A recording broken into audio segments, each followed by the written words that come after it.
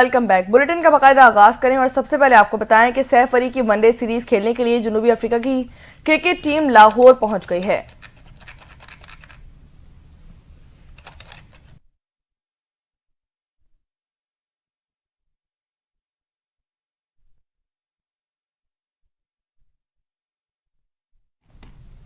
سیف علی کی one day series کھیلنے کے لیے جنوبی افریقہ کی کرکٹ ٹیم لاہور پہنچ گئی ہے۔ پاکستان، نیوزی لینڈ اور جنوبی افریقہ کے درمیان سیف علی کی سیریز 8 فروری سے لاہور میں شروع کی جائیں گی۔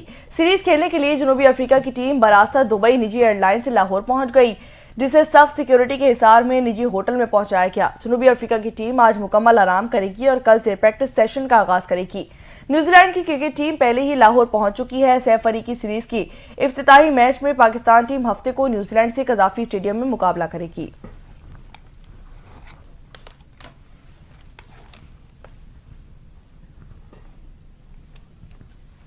وزیر اعظم شہباز شریف آج قذافی اسٹیڈیم کا افتتاح شام 7 بجے کریں گے۔ قذافی اسٹیڈیم کی اپ گریڈیشن کا کام مکمل ہونے کے بعد افتتاحی تقریب کے دوران مختلف پرفارمنس اور لیزر لائٹ شو کا بھی اہتمام کیا جائے گا۔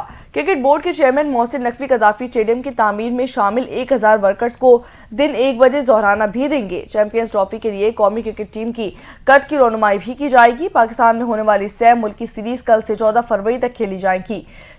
سیریز کی ابتدائی 2 میچز لاہور کے قذافی اسٹیڈیم میں کھیلے جائیں گے، جبکہ آخری لیگ میچ اور فائنل کراچی اسٹیڈیم میں کھیلا جائے گا۔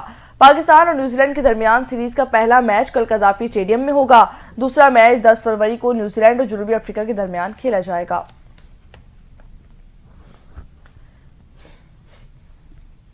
وزیر اعظم شہباز شریف کی جمعیت علماء اسلام کے سربراہ مولانا فضل الرحمان سے ملاقات ہوئی ہے، جس میں دونوں رہنماؤں نے سیاسی صورتحال پر گفتگو کی۔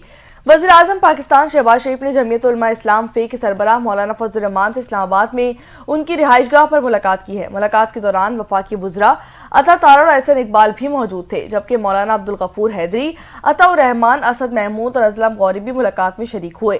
سربراہ جے یو آئی سے وزیر اعظم میاں محمد شہباز شریف کی اس ملاقات میں ملکی سیاسی صورتحال پر تفصیلی بات چیت کی گئی اور دیگر اہم امور پر تبادلہ خیال کیا گیا۔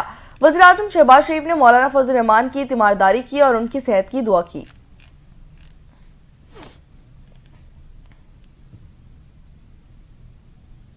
پاکستان پیپلز پارٹی کے چیئرمین بلاول بھٹو زرداری کی واشنگٹن میں قومی دعائیہ ناشتے کی تقریب میں شرکت۔ قومی دعائیہ ناشتے کی تقریب میں چیئرمین پاکستان پیپلز پارٹی بلاول بھٹو زرداری نے بھی خطاب کیا۔ بلاول بھٹو زرداری نے امریکی حکام سمیت دنیا بھر کے رہنماؤں سے اہم ملاقاتیں کی۔ پاکستان پیپلز پارٹی کے چیئرمین بلاول بھٹو نے پاکستانی میڈیا نمائندگان سے گفتگو کرتے ہوئے کہا کہ پاکستان امریکہ کے عوامی رابطے مضبوط کیے جانے چاہیے۔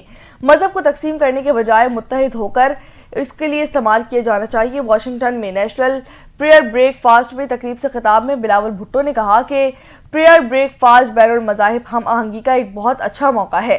چیئرمین پاکستان پیپلز پارٹی کے مطابق ان کی اراکین کانگریس سے بھی ملاقاتیں ہوئی ہیں۔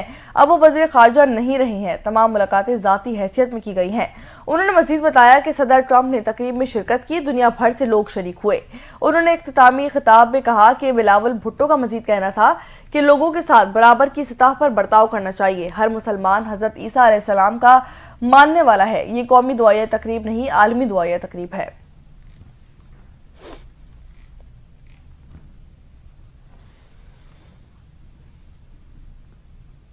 آگے بڑھیں اور یہاں آپ کو بتائیں کہ پاک فوج کے جوانوں کی خوارج کے خلاف بہادرانہ کارروائیاں۔ شمالی وزیرستان میں سیکیورٹی فورسز کی جانب سے کی گئی کارروائی کے دوران 12 خوارج کو جہنم واصل کر دیا گیا۔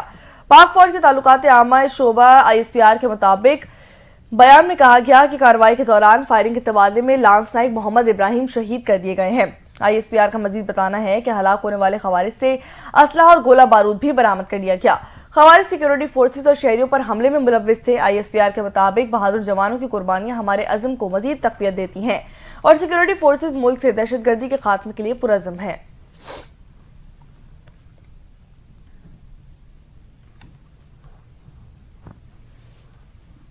ضلع انتظامیہ نے پاکستان تحریک انصاف کی 8 فروری کو مینار پاکستان پر جلسے کی درخواست مسترد کر دی ہے۔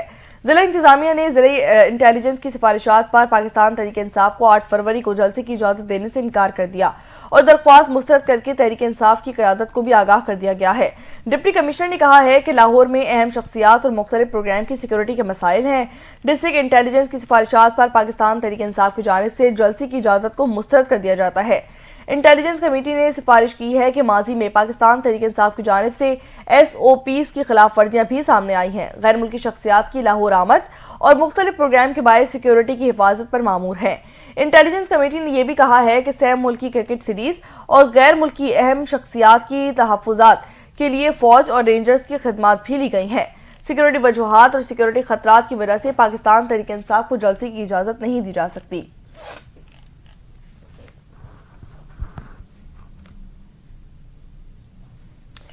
کراچی کے علاقے سچل گوٹ میں مشتعل افراد کی جانب سے انسداد پولیو ٹیم پر حملہ کیا گیا۔ پولیس حکام کے مطابق سچل گوٹ میں 20 سے 25 افراد نے پولیو کو انسداد پولیو کے قطرے پلوانے سے انکار کرتے ہوئے انسداد پولیو ٹیم پر حملہ کر دیا اور جھگڑا کیا اور ہاتھا پائی تک بات اتر آئی۔ اطلاع ملتے ہی پولیس کی بھاری نفری بھی موقع پر پہنچ گئی۔ پولیس حکام کے مطابق مشتعل افراد کے پتھراؤ سے پولیس موبائل کے شیشے بھی ٹوٹ گئے۔ پولیس نے 12 ملزمان کو گرفتار کر لیا جبکہ دیگر کی تلاش بھی جاری ہے۔ پولیس حکام کے مطابق گرفتار افراد کے خلاف انسداد دہشت گردی ایکٹ کی دفعات کے تحت مقدمہ بھی درج کر لیا گیا۔ چیف سیکریٹری سندھ نے آئی جی سندھ سے رابطہ کرتے ہوئے ملزمان کے خلاف سخت کارروائی کی ہدایت جاری کرتے ہوئے کہا کہ انسداد پولیو ٹیم پر حملے میں ملوث تمام ملزمان کو کیفر کردار تک پہنچایا جائے گا۔ پولیو ورکرز کے ساتھ کسی بھی قسم کی زیادتی برداشت نہیں کی جائے گی۔ چیف سیکریٹری سندھ نے صوبے میں انسداد پولیو ٹیموں کی سیکیورٹی مزید سخت کرنے کی ہدایت جاری کر دی ہے۔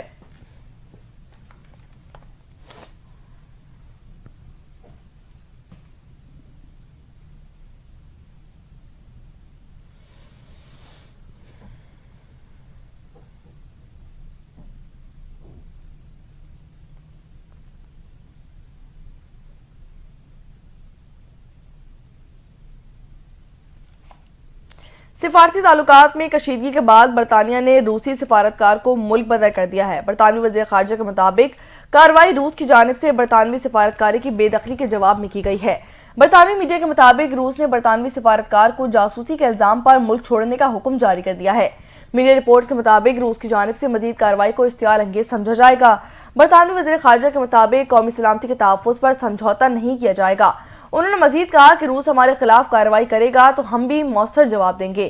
واضح رہے کہ روس نے گزشتہ برس نومبر میں برطانوی سفارتکار کی سفارتی حیثیت کی جاسوسی کے الزام پر بے ختم کر دی تھی۔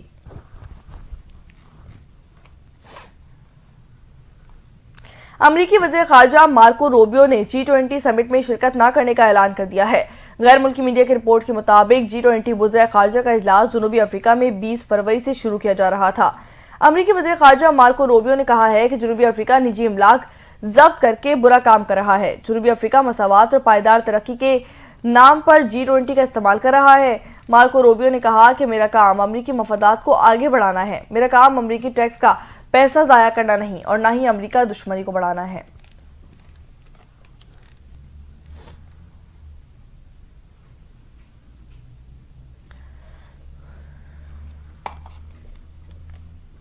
امریکہ میں وفاقی ملازمین کے مستعفی ہونے کی ڈیڈ لائن میں توسیع کر دی گئی ہے۔ گزشتہ ہفتے ٹرمپ انتظامیہ نے 20 لاکھ وفاقی ملازمین کو 7 فروری تک مستعفی ہونے پر 8 ماہ کی تنخواہ اور مراعات کی پیشکش کی تھی۔ امریکی میڈیا کے مطابق 40,000 سے زائد وفاقی ملازمین نے حکومتی پیشکش قبول کرتے ہوئے مستعفی ہونے کا فیصلہ کیا۔ امریکہ میں ٹرمپ انتظامیہ کی جانب سے وفاقی ملازمین کو جبری مستعفی ہونے کی ڈیڈ لائن کا جمعرات کو آخری روز دیا تھا۔ تاہم امریکی وفاقی جج نے سرکاری ملازمین کے مستعفی ہونے کی حکومتی ڈیڈ لائن 10 فروری تک بڑھا دی ہے۔ بوسٹن کے جج جارج او ٹول نے ٹرمپ انتظامیہ کی مقرر کردہ ڈیڈ لائن کو مؤخر کر دیا تو دوسری جانب ٹرمپ انتظامیہ کی جانب سے USAIT ملازمین کی تعداد بھی بڑھتی کٹوتی ہو گئی ہے۔ امریکی میڈیا کے مطابق ٹرمپ انتظامیہ 10,000 ملازمین میں سے صرف 290 کو برقرار رکھے گا۔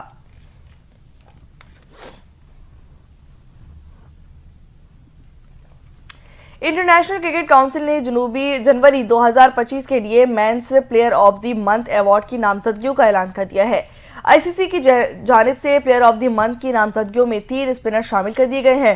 ICC کے مطابق پاکستان کے نعمان علی، ویسٹ انڈیز کے جومیل اور بھارت کے ورن پلیئر آف دی منتھ کے لیے نامزد کیے گئے ہیں۔ نعمان علی نے جنوری میں ویسٹ انڈیز کے خلاف 2 ٹیسٹ میچز کی سیریز میں مجموعی طور پر 16 وکٹیں حاصل کی تھیں۔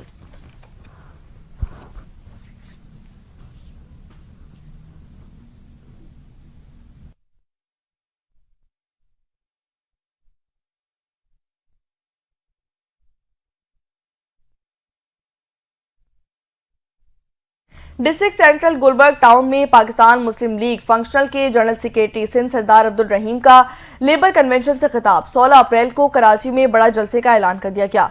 इसी हवाले से देखते हैं शामी राजपूत की इस रिपोर्ट में। पाकिस्तान मुस्लिम लीग फंक्शनल लेबर कन्वेंशन के इज्तिमा और सरदार अब्दुल रहीम के खिताब के हवाले से कराची के मुख्तलिफ टाउन से आने वाले मेहनत कशों का जबरदस्त जोशो खरोश। इस सिलसिले में GDA लेबर यूनियन की जानिब से गुलबर्ग टाउन को फंक्शनल लीग के परचमों से सजाया गया। कराची के मसाइल के लिए, सिंध के मसाइल के लिए, पाकिस्तान के मसाइल के लिए अपनी आवाज बुलंद करें और वो आवाज बुलंद उस वक्त होगी जब कोई सुनने वाला होगा और सुनाने के लिए वो आवाज जोरदार होनी चाहिए और वो आवाज जोरदार उस वक्त होगी जब आप में इत्तेहाद होगा। जबकि सरदार अब्दुल रहीम समेत लेबर यूनियन के जिम्मेदारों की तस्वीर पर मुश्तमिल पेना फ्लेक्स भी लगाए गए। पाकिस्तान मुस्लिम लीग फंक्शनल हक सच के साथ है, हम करप्शन के खिलाफ हैं। GDA लेबर यूनियन मजदूरों को उनका हक दिलाने के लिए हर अदालत तक जाएगी।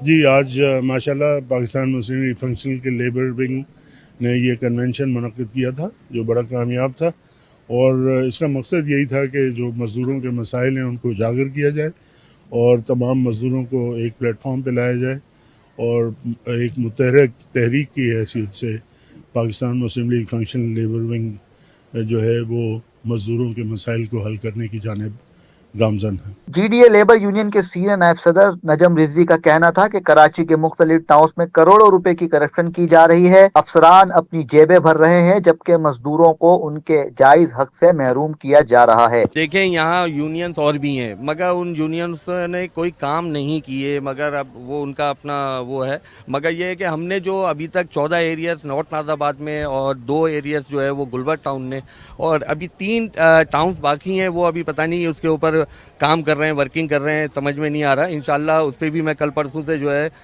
स्टार्ट हो जाऊंगा काम पे। मगर हमने यहाँ पे एक बड़ी करप्शन भी रोकी है बड़े पैमाने पे, मगर ये है कि अभी हम अपना हिस्सा डाल रहे हैं। खतरा